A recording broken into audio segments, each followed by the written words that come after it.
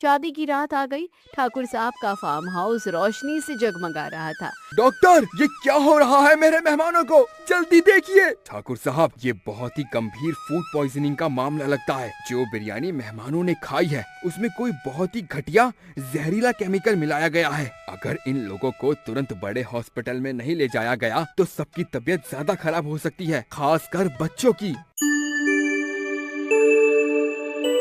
ये कहानी है लालची बिरयानी वाला। बेटा राहुल, तेरी पढ़ाई का तो अंतिम साल है, फिर आगे का क्या सोचा है? सोचना क्या है पिताजी, किसी मल्टीनेशनल कंपनी में जॉब करूंगा। मेरी तो लाइफ सेट है। देख बेटा, मैंने कभी तुझ पर अपनी मर्जी नहीं थोप, हमेशा वही करने दिया जो तू चाहता है। लेकिन एक बार मैं जो कहने वाला हूँ उस पर गौर करना। जी पिताजी, बोलिए, क्या बोलना चाहते हैं आप? बेटा, शहर में हमारी इतनी बड़ी और पुरानी बिरयानी की दुकान है जिससे महीने में हजारों की कमाई आसानी से हो जाती है। लेकिन अब मैं बूढ़ा हो रहा हूँ, पता नहीं कब भगवान का बुलावा आ जाए। इसलिए मैं चाहता हूँ कि तुम जॉब न करके अपने इस बिजनेस को आगे बढ़ाओ। नए नए तरीके से इस बिजनेस को ऊंचाइयों पर ले जाते हैं। पिताजी, मैं इस बारे में आपको सोचकर बताता हूँ। ठीक है बेटा, चलो अब मैं फोन रखता हूँ। राहुल का दोस्त रोमी बड़े ही ध्यान से उसकी बातें सुन रहा था। क्या हुआ राहुल, तेरे पिताजी क्या बोल रहे थे? यार रोमी, उनका कहना है कि मैं जॉब ना करके उनका बिजनेस संभालूं। अब तू ही बता, क्या बिजनेस मैनेजमेंट की पढ़ाई मैंने इसलिए की थी कि मैं बिरयानी की दुकान चलाऊं? देख राहुल, मेरी मान तो तू अपने पिताजी की बात मान ले, क्योंकि ऐसे में तू खुद अपनी मर्जी का मालिक रहेगा। और नौकरी में तो तू कितने भी ऊंचे पोस्ट पर चला जाए, लेकिन रहेगा तो नौकर ही। और सबसे इम्पोर्टेंट बात कि तू अपनी पढ़ाई, अपनी स्किल्स का इस्तेमाल करके इस बिजनेस को ऊंचाइयों पर पहुंचा सकता है। बात तो तेरी ठीक है। तो मैं पिताजी को फोन करके बता देता हूँ कि पढ़ाई खत्म होते ही मैं वापस आ जाऊंगा। कुछ समय ऐसे ही बीत जाते हैं। राहुल अपनी पढ़ाई पूरी करके अपने घर लौट आता है। लेकिन क्या वो दीनदयाल की तरह ही इस बिजनेस को ऊंचाइयों पर ले जा सकता है? क्योंकि जहां एक तरफ दीनदयाल जी का मानना था कि अन्न केवल पेट भरने का साधन नहीं, बल्कि ये खिलाने वाले के व्यक्तित्व का आईना होता है, वहीं राहुल, जो शहर से बड़ी पढ़ाई करके लौटा था, उसके लिए पिता की ये ईमानदारी एक पुरानी और दकियानूसी सोच से ज्यादा कुछ नहीं थी। तो देखना ये है कि क्या जिस उद्देश्य से दीनदयाल जी ने राहुल को बुलाया था वो पूरा हो पाता है या नहीं। बेटा, बड़ी भूख लगी है, कुछ खाने को दे दो, भगवान तुम्हारा भला करेगा। अरे अम्मा, बैठो बैठो, बस 2 मिनट। हरिया, जरा अम्मा को 1 प्लेट बिरयानी तो देना। जी सेठ जी, अभी देता हूँ। ये लीजिए अम्मा, गर्मा गर्म बिरयानी खाइए और हमारे सेठ जी के लिए भगवान से ढेर सारा आशीर्वाद मांगिए। बूढ़ी अम्मा अपने कांपते हाथों से प्लेट पकड़ती है और उसकी आंखों में आंसू निकल आते हैं। वो आसमान की तरफ हाथ उठाकर दीनदयाल जी को मौन दुआएं देती है और फिर एक कोने में बैठकर खाने लगती है। राहुल, जो कि लैपटॉप पर हिसाब देख रहा था, पेन पटक कर खड़ा हो जाता है और उसे अपने पिता की ये दरिया दिली बिल्कुल रास नहीं आती। पिताजी, जरा यहाँ आइए, मुझे आपसे कुछ बात करनी है। हाँ बेटा, बोलो, क्या बात है? हिसाब में कुछ गड़बड़ है क्या, या फिर कुछ नया प्लान किया है? हिसाब में गड़बड़ नहीं है पिताजी, बल्कि आपके इस काम करने के तरीके में गड़बड़ है। मैं पिछले 1 महीने से देख रहा हूँ, ये बुढ़िया रोज यहाँ आती है और आप इसे मुफ्त में भरपेट खाना खिलाते हैं। आपको पता है ना, हमारी 1 प्लेट बिरयानी की कीमत 80 रुपये है, महीने के 2400 और साल के करीब 30,000 रुपये। आप सीधे सीधे अपनी जेब काट रहे हैं। पिताजी, ये दुकान है ना कि कोई धर्मशाला? राहुल बेटा, तूने शहर के बड़े कॉलेज में जाकर नफा नुकसान की किताबें तो बहुत पढ़ ली, लेकिन इस जिंदगी की किताब का एक भी पन्ना तू समझ नहीं पाया। ये जो बुढ़िया तुझे दिख रही है ना, ये कोई आम भिखारी नहीं है। कुछ साल पहले ये दुकान कर्ज की वजह से बिकने की कगार पर था। तब ये अम्मा हमारे दुकान के सामने आकर बैठती है और अपने हाथ ऊपर कर भगवान से दुआएं मांगती है। और मैंने देखा है, जब से ये दुकान पर आने लगी तब से दुकान में ग्राहकों की भीड़ बढ़ने लगी। क्या पता इसकी दुआओं में कोई जादू हो जो हमारी बरकत रुकने का नाम नहीं ले रही। मुझे पता है इसका इस दुनिया में कोई नहीं। मैं इसे मुफ्त का खाना नहीं खिला रहा बेटा, मैं तो बस एहसान का ब्याज चुका रहा हूँ जो जाने अनजाने में इसने मुझ पर कर दिया। पिताजी, आप ये कैसी बातें कर रही हैं? दुआ, जादू, ऐसा कुछ नहीं होता। भावुकता से व्यापार नहीं चलता। अगर हम ऐसे ही खैरात बांटते रहे तो जो मैं इस दुकान को एक बड़ी फ्रेंचाइजी बनाने का सपना देख रहा हूँ वो कभी पूरा होगा ही नहीं। हमें लागत कम करनी होगी और मुनाफा बढ़ाना होगा, न कि ऐसे मुफ्तखोरों को पालना होगा। राहुल चुप करो और याद रखो, इस दुकान की बरकत यहाँ के स्वाद से नहीं है बल्कि इन बूढ़ी माँ जैसे लोगों और हमारे व्यापार से है। और जब तक मैं जिंदा हूँ ऐसा ही चलता रहेगा। बाकी मेरे बाद तुम्हें जो करना है, जैसे करना है, करते रहना। अरे अरे बेटा, तुम्हारे पिता की इसी नियत की वजह से तो ये दुकान ग्राहकों से भरी रहती है। मेरी मानो तो तुम भी ये सबक सीख लो, बहुत काम आएगी। क्या खाक सीख लूं? ये कोई सबक नहीं बल्कि बेवकूफी है। देखता हूँ कब तक पिताजी अपनी ये बेवकूफी चलाते हैं। दीनदयाल जी का वो उसूल राहुल के दिल में कांटे की तरह चुभ रहा था। वो बस उस मौके की तलाश में था जहां दुकान की चाबियां पूरी तरह उसके हाथ में आ जाए। और वो मनहूस शनिवार का दिन राहुल के लिए वही मौका लेकर आया। दोपहर का वक्त था। दुकान पर ग्राहकों की भारी भीड़ लगी हुई थी और अचानक दीनदयाल जी के सीने में एक असहनीय दर्द उठा। वो पसीने से लथपथ हो गए। हरिया ने उन्हें संभाला और पानी पिलाया। छोटे मालिक, सेठ जी की तबीयत बहुत ज्यादा खराब लग रही है। इनके सीने में बहुत तेज दर्द हो रहा है। हमें इन्हें तुरंत डॉक्टर के पास ले जाना चाहिए। नहीं नहीं हरिया, डॉक्टर की जरूरत नहीं, बस थोड़ा दर्द है। राहुल बेटा, मुझसे आज खड़ा नहीं हुआ जा रहा। आज दुकान की पूरी जिम्मेदारी तेरे ऊपर है। तुम गल्ला संभालो और हरिया के साथ मिलकर ग्राहकों को देखो। मैं घर जाकर थोड़ा आराम करूँगा। हाँ। अरे पिताजी, आप बेकार ही चिंता करते हैं। मैं हूँ ना, सब संभाल लूंगा। आप चुपचाप घर जाइए और आराम कीजिए। और हरिया, जा तू अंदर देख, बाहर का काम मैं निपटाता हूँ। दीनदयाल जी भारी कदमों से घर की तरफ चले गए। राहुल बाहर ग्राहकों को संभाल रहा था। आओ आओ, खुशबूदार बिरयानी खाओ, बिल्कुल नए स्वाद के साथ। अरे बेटा, दीनदयाल जी दिखाई नहीं दे रहे हैं। और ये क्या तुम जो कह रहे हो बिल्कुल नए स्वाद के साथ, क्या आज बिरयानी में कुछ अलग पड़ा है? अरे काका, पहले आप खा कर तो देखो। और हाँ, आज बिरयानी के साथ ठंडाई फ्री है। अरे वाह, तब तो मजा आ जाएगा। चलो जल्दी से एक प्लेट लगवा दो और एक प्लेट पैक कर देना। अरे हरिया, जल्दी करो, बाहर ग्राहकों की भीड़ लगी पड़ी है। सबकी प्लेट जल्दी जल्दी लगाओ।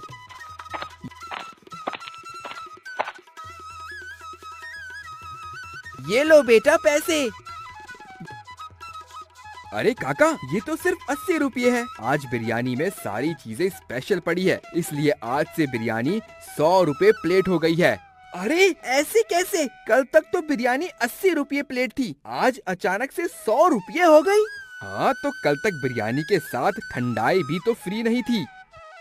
राहुल की बात सुनकर सबको ताज्जुब तो होता है, लेकिन कोई कुछ कहता नहीं। सारे लोग उसे पैसे देकर चले जाते हैं। तभी वहाँ बूढ़ी अम्मा आती है। बेटा, बड़ी भूख लगी है। कल रात से पेट में पानी के अलावा कुछ नहीं गया। तो मैं क्या करूं? चलो निकलो यहाँ से। बहुत चला लिया आपने धर्म खाता। अब आज से किसी को भी फ्री का खाना नहीं मिलेगा। पैसे है तो निकाल, नहीं तो यहाँ से दफा हो जा। बेटा, ये तुम क्या कह रहे हो? तुम्हारे पिता तो मुझे कभी खाली हाथ। मैंने कहा ना, दफा हो जा यहाँ से। मेरे पिता बेवकूफ है जो अपना नुकसान करके तुम जैसे लोगों को पालते हैं, और मैं कोई समाज सेवक नहीं हूँ, व्यापारी हूँ। चल आगे बढ़, ग्राहकों का रास्ता मत रोक, बहुत बदबू आ रही है तुझसे। छोटे मालिक, आप ये क्या अनर्थ कर रहे हैं? बाबूजी को पता चलेगा तो वो नाराज होंगे। आप अम्मा को खाना दे दीजिए। तुम अपनी औकात में रहो हरिया, तुम यहाँ सिर्फ एक नौकर हो। अगर तुम्हारी ममता इतनी ही जाग रही है तो अपनी जेब से पैसे निकालो और इसे किसी और की दुकान से खरीद कर खिलाओ। मेरी दुकान का एक दाना भी इस बुढ़िया के पेट में नहीं जाएगा। और तू खड़ी क्या है, भाग यहाँ से। ठीक है बेटा, भगवान तेरे इस घमंड को बहुत लंबी उम्र दे। अम्मा की जाते ही आसमान में काले बादल छा गए, मानो कुदरत को भी राहुल की चुपती बातें पसंद ना आई हो। उसी रात राहुल जब दुकान बंद करके एक बड़े मुनाफे के साथ घर पहुंचा तो घर का माहौल बिल्कुल बदला हुआ था। चारों तरफ एक खौफनाक सन्नाटा था। रमन ने जैसे ही पिता के कमरे का दरवाजा खोला, वो देखता है कि दीनदयाल जी दर्द से बेचैन हो रहे हैं। अरे पिताजी, क्या हुआ आपको? क्या ज्यादा तबीयत खराब लग रही है? और ये देखिए, आज की कमाई रोज से ज्यादा हुई है। हाँ राहुल, लगता है मेरी तबीयत कुछ ज्यादा ही खराब है, लेकिन आराम करूँगा तो ठीक हो जाऊंगा। और हाँ, जहाँ तक ज्यादा कमाई की बात है, तो काम में जितनी ईमानदारी रखोगे, कमाई उतनी ही बढ़ेगी। राहुल को दीनदयाल की नसीहत अच्छी नहीं लगती, इसलिए वो उनकी तबीयत को भी ज्यादा गंभीरता से नहीं लेता। वो तो बस अपनी आज की कमाई से खुश था, लेकिन वो नहीं जानता था कि आज की रात उस पर बहुत भारी होने वाली है। अगली सुबह जैसे ही उसकी नींद खुली, दीनदयाल जी इस दुनिया को छोड़कर जा चुके थे, जिसके बाद दुकान की पूरी जिम्मेदारी अकेले उसके कंधों पर आ गई। अब उसका एक ही मकसद था, लागत और आधा करना और मुनाफे को 4 गुना बढ़ाना। इसके लिए उसने शहर के सबसे बड़े और बदनाम थोक व्यापारी गुप्ता के गोदाम का रुख किया, जो नकली मसालों और अनाज का धंधा करते थे। आइए आइए राहुल बाबू, सुना है दीनदयाल जी के जाने के बाद अब पूरी कमान आपके हाथ में है। वैसे सच कहूँ तो बड़े अफसोस की बात है, बड़े नेक इंसान थे वो, पर खैर किसी के जाने से जिंदगी रुकती नहीं। तो बताइए, हमसे क्या सेवा चाहिए? देखिए गुप्ता जी, मुझे नेक बनने का कोई शौक नहीं है, मुझे बस मुनाफे से मतलब है। मैं बस इतना चाहता हूँ कि कम लागत में मुनाफा ज्यादा हो। पिताजी बासमती चावल मंगाते थे, वो बहुत महंगा पड़ रहा है। मुझे ऐसा सस्ता बताइए जिसमें चावल का रंग रूप तो वैसा ही रहे, बस कीमत आधी हो जाए। हाँ? अरे राहुल बाबू, आप तो बिल्कुल हमारे जैसी भाषा बोल रहे हैं। बिजनेस का असली रूप यही है। ये देखिए, दिखने में बासमती लेकिन है नकली। पकने के बाद कोई माई का लाल नहीं बता सकता ये कौन सा चावल है, और कीमत असली बासमती से चौथाई। वाह गुप्ता जी, आज से मेरी दुकान का सारा माल यहीं से जाएगा, चाहे चावल हो या मसाले। मुझे बस पैसे कमाना है, लोग क्या खाते हैं इससे मुझे कोई फर्क नहीं पड़ता।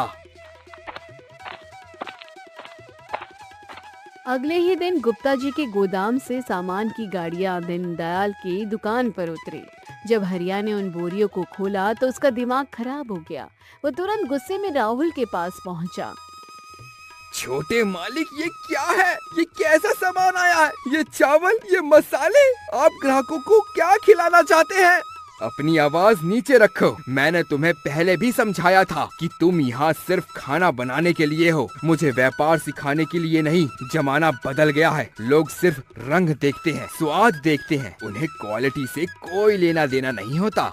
छोटे मालिक, सेठ जी हमेशा कहते थे कि जो भोजन हम दूसरों को परोसते हैं वो सीधा उनके पेट में नहीं। अगर ये खाना खाकर कोई बीमार हो गया, किसी मासूम की जान चली गई, तो हम ऊपर वाले को क्या मुंह दिखाएंगे? बस बहुत सुन ली तुम्हारी बकवास। पिताजी भी जिंदगी भर ईमानदारी का ढोल पीटते रहे, और आखिर में क्या मिला उन्हें? एक छोटी सी दुकान। मैं उनकी तरह बेवकूफ बनकर पूरी जिंदगी नहीं काट सकता। मुझे अमीर बनना है, बहुत अमीर। अगर तुम्हें इस दुकान में काम करना करना है तो इसी सामान से बिरयानी बनेगी, नहीं तो अपना ये ज्ञान संभालो और यहाँ से दफा हो जाओ। तुम जैसे कारीगर मुझे 2-2 टके में मिल जाएंगे। ठीक है छोटे मालिक, सेठ जी ने मुझे इंसानियत का पाठ सिखाया था, हैवानियत का नहीं। इन हाथों ने हमेशा वफादारी का काम किया है। मैं अपने इन हाथों से लोगों के पेट में जहर नहीं डालूंगा। मैं आज इसी वक्त ये दुकान छोड़ रहा हूँ। याद रखना राहुल बाबू, जिस लालच के महल को तुम खड़ा कर रहे हो उसकी बुनियाद बहुत कमजोर है। एक दिन ये महल पूरी तरह गिरेगा। हरिया के जाने के बाद राहुल ने एक नए सस्ते और चापलूस कारीगर को काम पर रख दिया, जो उसके कहे अनुसार हर तरह की मिलावट करने को तैयार था। शुरुआत के दिनों में कुछ हफ्तों में राहुल की तरकीब तो चल पड़ी। चटक रंगों की वजह से बिरयानी से ही लोग आकर्षित हुआ करते थे। यही नहीं, राहुल ने बिरयानी के दाम भी थोड़े घटा दिए थे, जिससे दुकान पर भारी भीड़ उमड़ रही थी। राहुल बेहद खुश था। दोनों मुझे ईमानदारी का पाठ पढ़ा रहे थे, लेकिन आखिर में मेरा तरीका ही काम आया ना। देख रही हो भाग्यवान, जब तक बड़े मालिक जिंदा थे हमें कभी किसी चीज की कमी नहीं हुई, लेकिन उनके जाते ही परेशानियों ने चारों तरफ से जकड़ लिया। देखो जी, मैं तो कब से कह रही हूँ, इतने सालों का हुनर आखिर किस काम आएगा। मेरे पास कुछ पैसे पड़े हैं, तुम उनसे बिरयानी का ठेला लगाना शुरू करो। भगवान ने चाहा तो बरकत जरूर होगी। हाँ कोमल, तुम बिल्कुल ठीक कह रही हो। आखिर कब तक यूं हाथ पर हाथ धरे बैठे रहेंगे। मैं कल से ही ठेला लगाना शुरू करूँगा, आगे भगवान की मर्जी। अगले दिन हरिया बाजार के दूसरे मोड़ पर अपना ठेला लगाता है। उसके हाथों की बनाई बिरयानी की खुशबू पूरे बाजार में फैल जाती है। बिरयानी खा लो, बिरयानी मात्र 50 रुपए प्लेट। एक बार खाओगे तो बार बार आओगे। अरे ये तो हरिया है। अरे हाँ, ये तो दीनदयाल जी की दुकान पे काम करने वाला हरिया है। इसके हाथों में तो जादू है, जादू। चलो आज दीनदयाल जी की दुकान पर ना जाकर हरिया के ठेले पर जाकर बिरयानी खाते हैं। देखे तो इसके हाथ का जादू बरकरार है भी या नहीं। हरिया के हाथों की बिरयानी खाकर सभी ग्राहक बहुत खुश होते हैं। अरे हरिया भाई, तुम कहाँ गायब हो गए थे? तुम्हारे हाथों का स्वाद तो इतने सालों से हम खाते आ रहे हैं। यूं अचानक गायब हो जाने से हमारा स्वाद ही बदल गया था। वैसे तो दीनदयाल जी का नया नौकर भी ठीक बिरयानी बना लेता है, लेकिन तुम्हारे हाथ के स्वाद का क्या ही कहना। हरिया मुस्कुराता है, तभी वहाँ बूढ़ी अम्मा आती है। बेटा, बहुत जोर की भूख लगी है, कुछ खाने को मिलेगा? हाँ अम्मा, जरूर मिलेगा। तुम बैठो, मैं अभी तुम्हारे लिए प्लेट लगाता हूँ। तिरजू, ये ले पेट दर्द की दवा। तू छिपकर इसे हरिया के मसालों के डिब्बे और बचे हुए बिरयानी की बर्तन की प्लेट में मिला देना। जब लोग उसकी बिरयानी खाकर तड़पेंगे और अस्पताल पहुँचेंगे और पुलिस उसे घसीटते हुए ले जाएगी, तब का धंधा हमेशा के लिए चौपट हो जाएगा। जरूर, समझो काम हो गया। आज ही उसका काम तमाम कर दूंगा। अगले दिन दोपहर को राहुल दुकान पर बैठा बड़ी बेसब्री से तमाशा देखने का इंतजार कर रहा था। वो सोच रहा था कि अभी लोग पेट पकड़कर चिल्लाएंगे, लेकिन शाम हो गई और हरिया की दुकान पर सब कुछ हमेशा की तरह सामान्य था। लोग मजे से खा रहे थे। राहुल ये देखकर आग बबूला हो उठा और अपने नौकर पर वो बहुत चिल्लाया। बेवकूफ, तूने कल काम ठीक से किया था कि नहीं? वहाँ तो कोई हंगामा ही नहीं हुआ। लोग अभी भी उसकी तारीफ कर रहे हैं। मैंने तो सब ठीक से किया था मालिक, लेकिन वो बच गया। लगता है उसकी किस्मत बहुत तेज है। बदतमीज, अपनी गलती को किस्मत का नाम दे रहा है। देखता हूँ ये हरिया कब तक बचेगा। मैं उसे चैन से जीने नहीं दूंगा। वक्त बीतता है और इसी बीच शहर के सबसे अमीर इंसान ठाकुर विक्रम सिंह के इकलौते बेटे की शादी तय होती है। ये इस शहर की सबसे बड़ी शादी थी, जिसमें बड़े बड़े लोग आने वाले थे।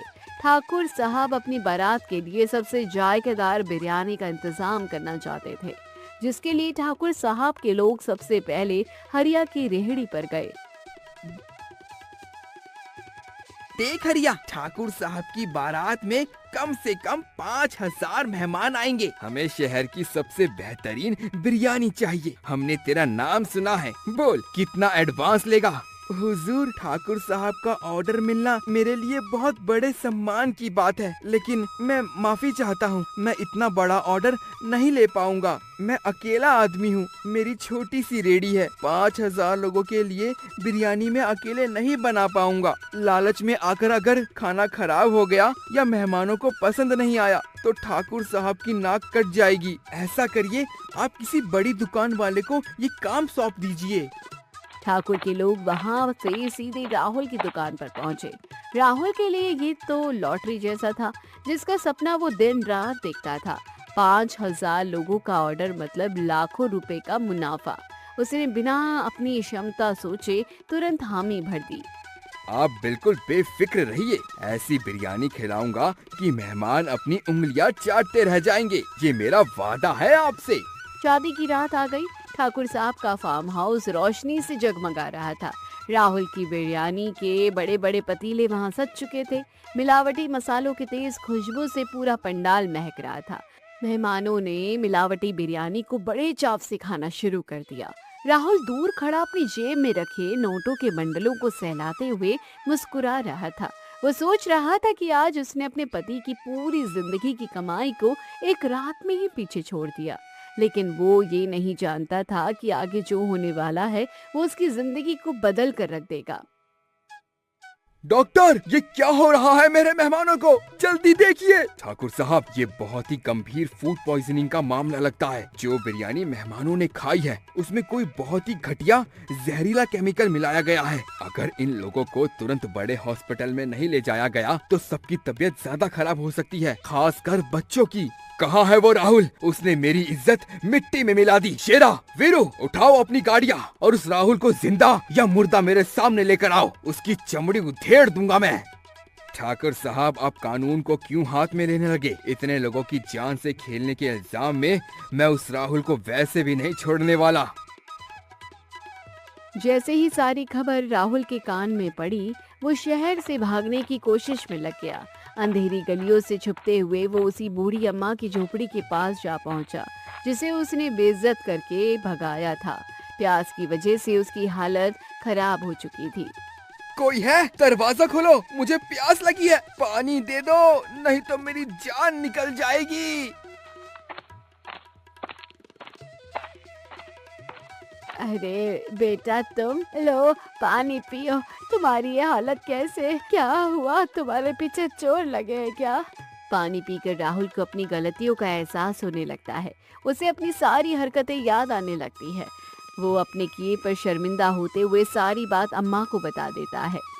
देखा बेटा, नियति का न्याय ऐसा ही होता है। देखा बेटा, नियति का न्याय कैसा है। जिस बूढ़ी औरत को तूने बदबूदार कहकर अपनी दुकान से निकाल दिया था, आज उसी के हाथों से पानी पीकर तुम्हारी जान बच गई है।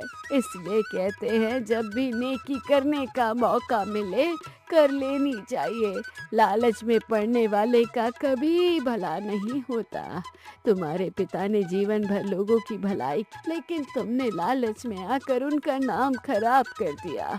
बूढ़ी अम्मा अभी राहुल को समझा ही रही थी कि तभी वहाँ पुलिस आ जाती है और राहुल के हाथों में हथकड़ी पहना देती है। राहुल बिना किसी विरोध के सिर झुकाए पुलिस की गाड़ी की तरफ बढ़ने लगता है। राहुल, तूने जो पाप किए हैं ना, उसकी सजा तुम्हें अदालत देगी, पर तुम्हारी असली सजा तो शुरू हो चुकी है। तुम अपनी ही नजरों में गिर चुके हो, और जो इंसान खुद की नजरों में गिर जाए उसके लिए उससे बड़ी कोई सजा नहीं हो सकती। गली में एक बार फिर सन्नाटा छा जाता है। अगले दिन हरिया रोज की तरह अपनी बिरयानी की रेहड़ी लगाता है। पतीले का ढक्कन हटाते ही भाप के साथ शुद्ध बिरयानी की वही खुशबू एक बार फिर उसी पूरे गली में फैल जाती है। मानो आसमान से दीनदयाल जी की आत्मा मुस्कुरा कर कह रही हो, इंसान बदल सकते हैं लेकिन ईमानदारी का जायका और इंसानियत की खुशबू कभी नहीं मरती। वो बस अपना ठिकाना बदल देती है। तो कहानी की सीख, लालच इंसान की बुद्धि और आत्मा दोनों को भ्रष्ट कर देता है। धोखे और मिलावट की बुनियाद पर खड़ा किया गया साम्राज्य ताश के पत्तों की तरह ढह जाता है। इंसान जो दूसरों के लिए बोता है, वक्त का चक्र घूमकर उसे वही वापस लौटाता है। ईमानदारी की सूखी रोटी बेईमानी के शाही टुकड़े से कई गुना ज्यादा बेहतर होती है।